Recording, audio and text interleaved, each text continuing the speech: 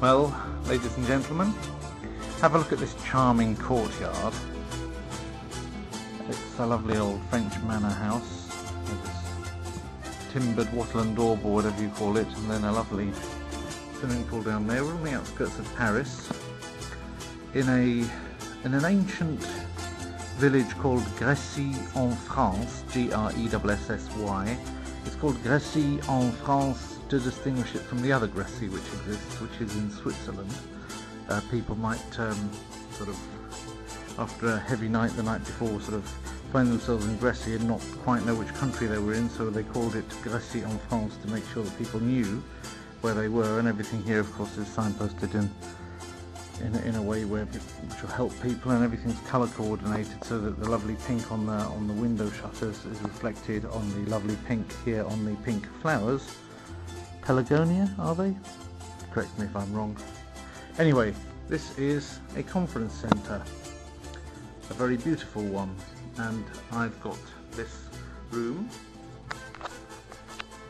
So here on the TV it says Bienvenue au manoir de Gressy. Welcome to Gressy Manor House, and one of the good manners that one can find here in France, the home of good manners, and lovely paintings. There's a nice vase covered in naked people, which is always nice. More naked people over the bed there, to give people some ideas. And here's some nice flowers. This one's called Momordica and Monarda, which are not things I can say I've ever had on my plate or in any of my tubs, but which looks very interesting anyway. So this is the lovely double bed.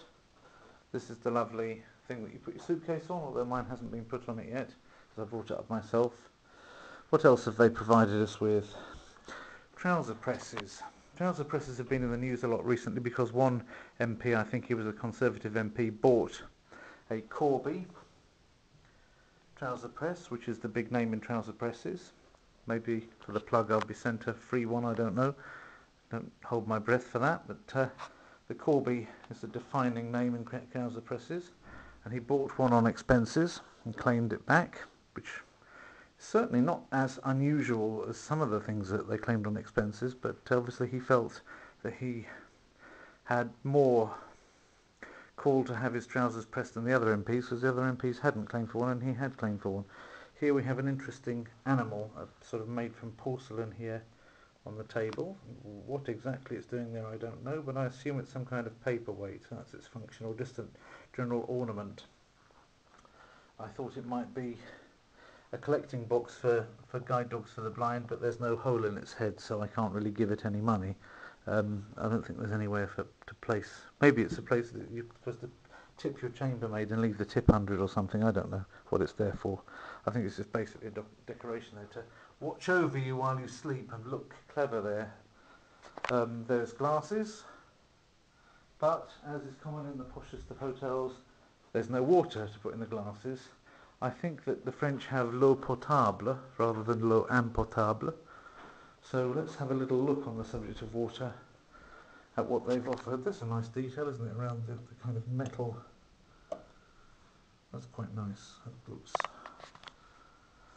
Incidentally, these are the prices for the room. If you're interested, per night for one or two people. You pay for the room and not for the person, of course. And it says here, en cas d'incendie dans votre chambre, gardez votre sang-froid. Okay, which means if the fire should be in your room, keep your blood cold. This is good. If no matter how hard the fire is burning, as long as your blood is still cold, it will be okay. You won't get burned. So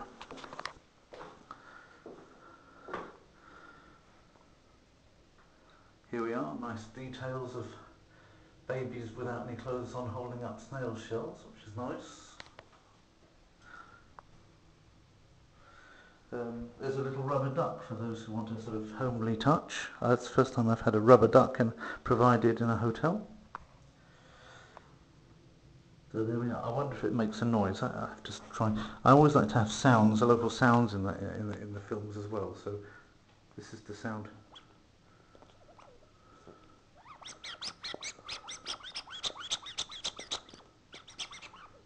It doesn't quack properly, in my opinion. Ugh, what came out there? You wet the floor? You're a bad duck. Yes, you are. Yes, you are. You're going to clean that up? Pathetic. You just sit there, okay? Don't make any more trouble. You hear me? Right. Should. That's why I have to wash that duck's wee-wee off my hand now because it's a little bit upsetting.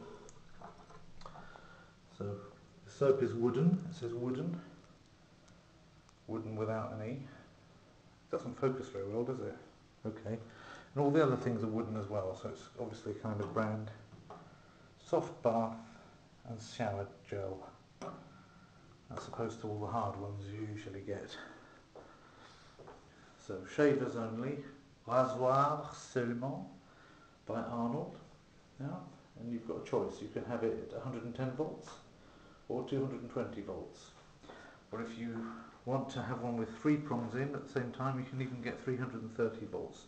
Which will shave you very close to the skin if you can get that. That's just to prove it's me talking, not somebody else who's trying to impersonate my voice or anything. And yes, the graces at bathing, les grâces au bain. So we've got some nice, there you are, the toilet or the bath mat if you like, if you want to have the bath mat put in there to have a shower in there.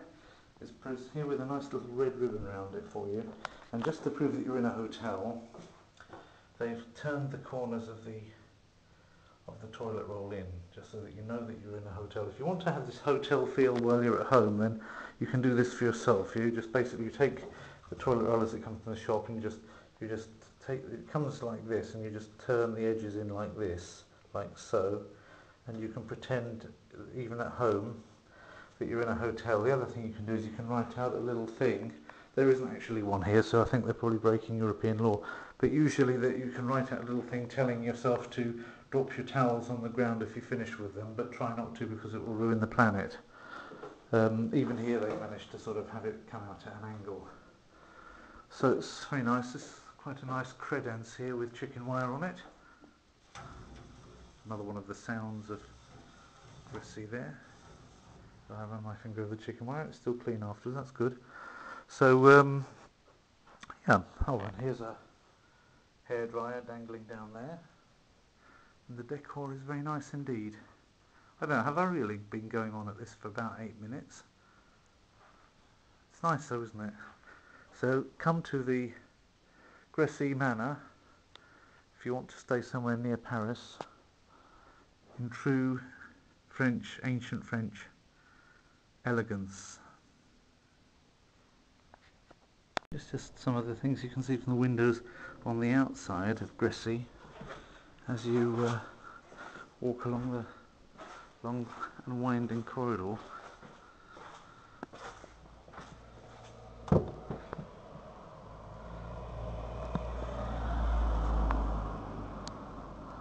There, the church, further tower behind it, which I'm not quite sure what the difference is.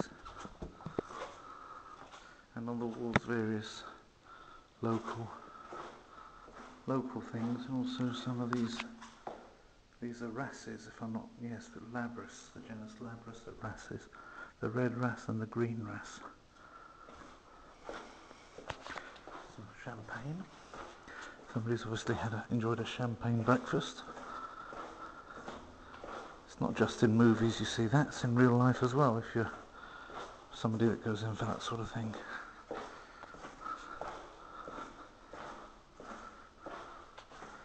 Skylight up there. Quite a nice floor. So that's the atmosphere of this place. Very nice indeed. Going to lunch now. So this is the same from the outside. I'm just focusing up to where my room is. My room has been the one I expect with the slightly open window there, the top floor, second window from the left there. That's where I was. This is where the swimming pool is, over this hedge down there. So, and this is what the whole of this lovely manor is like. Certainly one of the best manors I've ever experienced. This is a lovely area of it as well. The punch out on the terrace, the punch bowls there under the arbutus tree. The arbutus tree celebrated, of course, in the poetry of Robert Browning, who gave Gravy Browning its name. This is not an arbutus. The arbutus is behind it. Here, I'll focus up onto one of its leaves for you. It's not in berry at the moment, but actually it's not, is it? It's not an arbutus, because what there is of it, its fruit, is something else.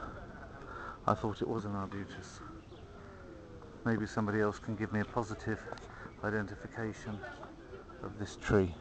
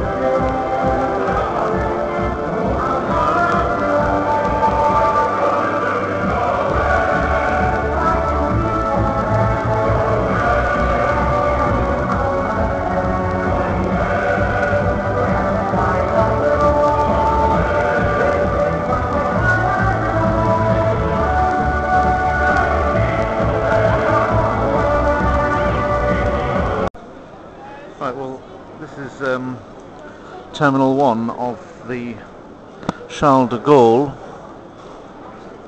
airport, and I'm at the end of a quite sizable queue going very slowly indeed. It's going to last probably, well, it's 10 o'clock now.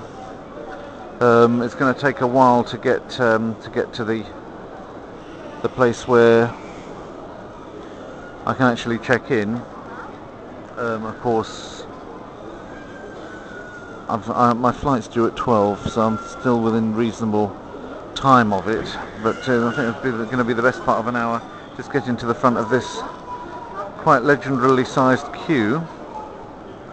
I think that the reason is that basically it's the first week of July, the summer holidays have started in France, and of course the French are relatively, well, it's a relatively expensive country, so when they go on holiday they want to go outside of their country and get the advantage of better prices and a stronger euro. And so he's not happy, and so they're packed into this airport, Charles de Gaulle of theirs. So just driving in was amazing, and now there's so many people around that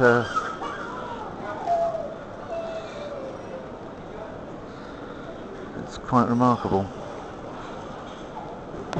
Of course, in most airports these days, most modern airports, you've got automatic check-in things all over the place, and you can just go and just plonk your ticket numbers or whatever into a machine, and it pops out your boarding card. But some things are so low-tech in France, despite the fact that it's such an advanced country, that don't be surprised if you don't see that sort of thing. I mean, I couldn't even find, when I came in, I couldn't even find a bank machine to spit out any euros at me. But finally managed to find one only once I got my bags and was outside of the airport. So if I wanted to do anything in the airport or needed any euros in the airport, I wouldn't have been able to get them. So here in the middle of this Charles de Gaulle place is this interesting labyrinth of walkways. Some of them you can actually walk on, some of them are a bit too soft to walk on, but they take you through a central area where sometimes they have fountains. There's also an interesting spiral staircase for those who prefer that sort of thing.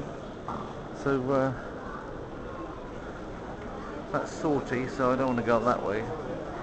I've got to get somehow to gate 60 to 68, which is in that direction. Right. It's another one of those walkways going right over the road there. It's really quite complex, this airport, and if it were well signposted it would be less complex, but since it's not very well signposted, it's you've got to keep your wits about you. I did spend a long time in that queue, the first one that I just filmed, and then it turned out to be the wrong queue. It said Star Alliance, but it wasn't all of Star Alliance, it was only SAS.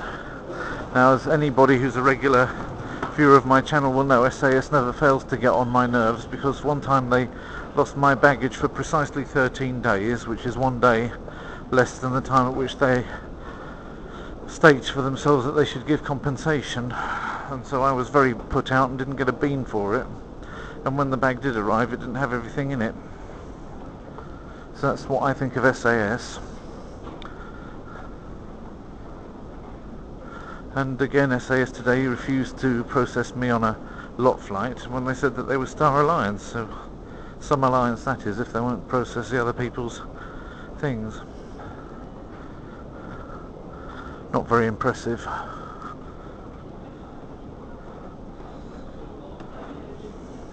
So now we're in something which is actually going over the roads around the airport. There aren't any windows in it. It's fairly airless as well. Whew. Still, there are compensations, I suppose. Getting lost in Paris, priceless MasterCard. Yes. I was lost in France. That should be a good background music, except I don't want to get another one of my videos, the audio on my video scratched for using soundtracks, even though the soundtracks are there in the world and they come into your head and they become part of society. Nevertheless, there's still, there's still some people out there that think they're part of their balance sheet. It's like almost like throwing a stone and expecting to keep control of it afterwards. I don't know when people are finally going to learn that lesson.